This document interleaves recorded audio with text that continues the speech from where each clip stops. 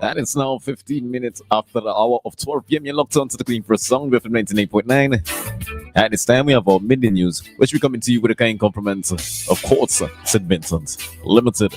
99.9, the heart and soul of St. Vincent and the Grenadines. We FM is SVG.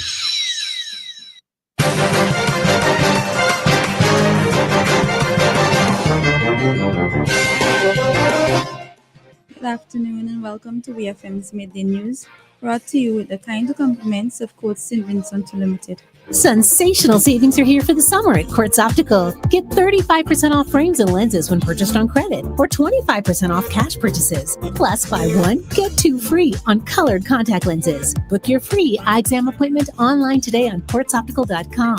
Walk-ins also welcomed. You can wear it today and pay later. Only at Quartz Optical. Value you can see.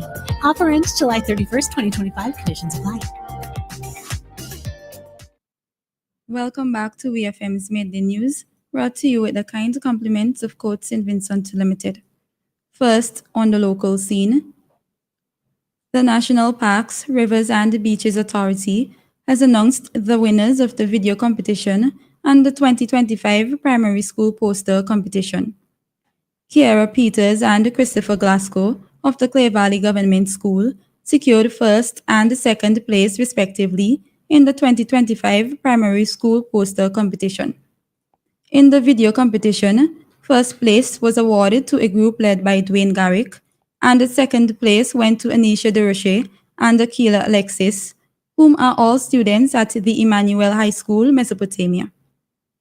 The competition was hosted under the theme Our Garden, Our Heritage, 260 Years Strong, in commemoration of the 260th anniversary of the St. Vincent Botanical Garden, celebrating our nation's history and creativity of our youth. In a Facebook post, the National Parks, Rivers and Beaches Authority extended their heartfelt thanks to all students who participated. A three-member delegation represented St. Vincent and the Grenadines at a recently concluded high-level workshop hosted by the Global Water Partnership Caribbean, GWPC, in collaboration with the United Nations Environment Programme, UNEP. The two-day workshop on Integrated Water Resources Management, IWRM, for Caribbean Small Island Developing States, SIDS, was held from July 9th to July 10th, 2025 in Grenada. The workshop was dubbed Leveraging Sustainable Development Goal 6 for Accelerated Water Investments in Caribbean SIDS. It brought together technical specialists in water governance and technical officers in agriculture, tourism, and health from 6 Caribbean countries.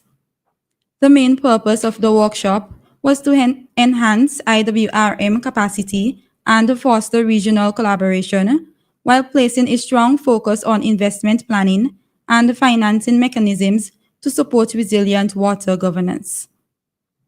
Director of Tourism, Faylene King, and the Superintendent of Marine and Terrestrial Parks at the National Parks, Rivers and Beaches Authority represented the Ministry of Tourism, while the CWSA was represented by Senior Engineer Jonathan Francis.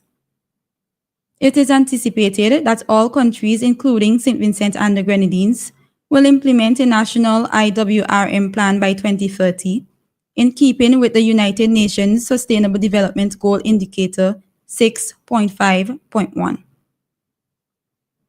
Still on the local scene, police on July 14, 2025, arrested and charged Chadwick Brown, a 59-year-old mason of Yambu, with the offenses of wounding, damage to property, and assault.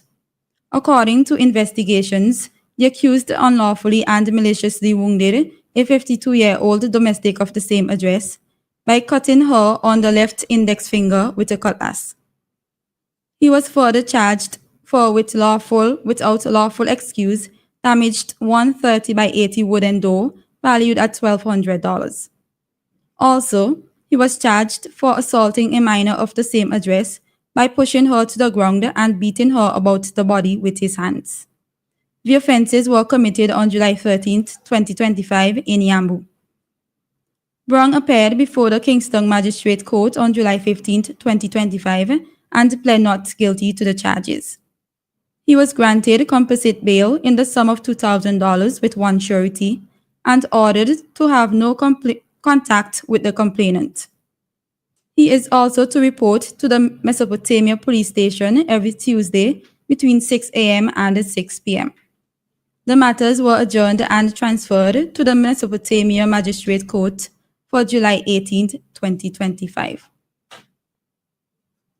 On to news in the region.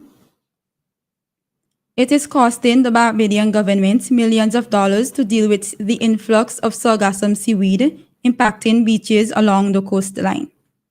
Senior economist in the Ministry of Environment, National Beautification, and the Blue and Green Economy, and officer responsible for the oversight of the National Sargassum Cleanup Program, Tanjbej Seeley, said in 2023 the government spent around $2.1 million in furnishing the program, and the majority of that money went towards manual labor.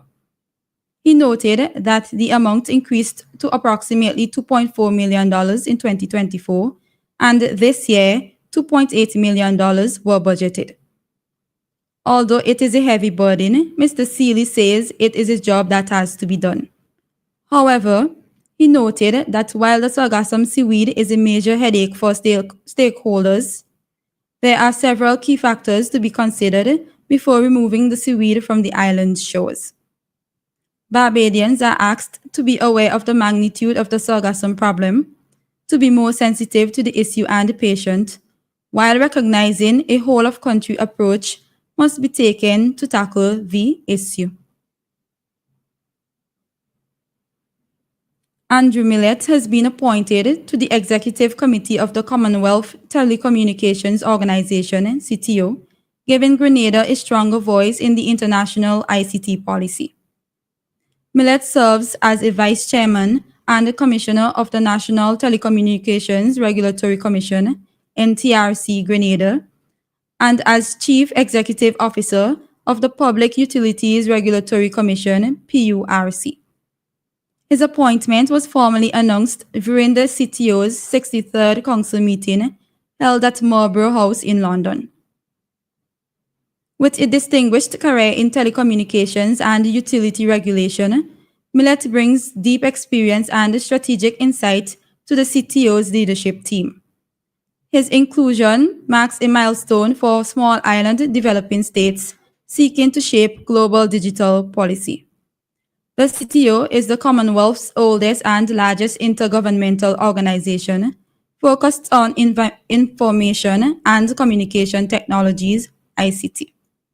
It works to expand digital access, improve cybersecurity, support ICT policy development, and enhance regulatory environments among its 31 full member states and affiliated industry partners. Millett's appointment not only strengthens the CTO's mission, but also amplifies the voice of small island developing states in international technology policymaking.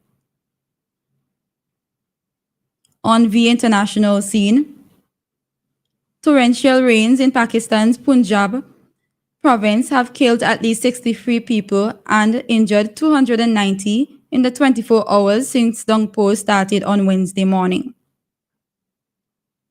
According to the National Disaster Management Authority, most of the victims were crushed by collapsing buildings, while others either drowned or were electrocuted.